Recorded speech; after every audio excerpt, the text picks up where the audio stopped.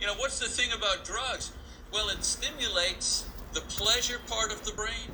You know, we have a part of the brain that kind of feels pleasure, that that controls the feeling of pleasure, that releases the chemicals that, we say, oh, that felt good. What do drugs do? Drugs go into that part of the brain and overstimulate it. Too much pleasure, a huge rush that goes through our body. People say, oh man, I saw the stars. It was great. Whoa, what a feeling. Yeah. What did we just do?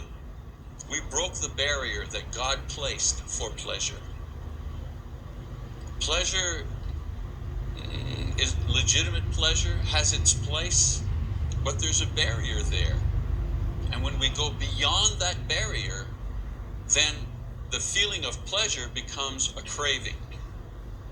And our whole life then becomes focused on repeating that fantastic rush of pleasure we had at the very beginning. And I mean, I'm telling you things that you know.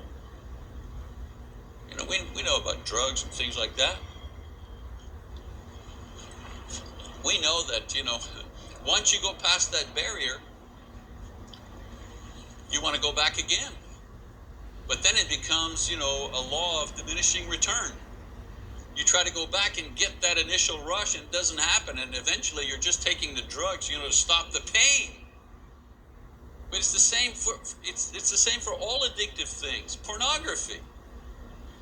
This tremendous sexual rush that happens. I've read material that says that pornography is more addictive than cocaine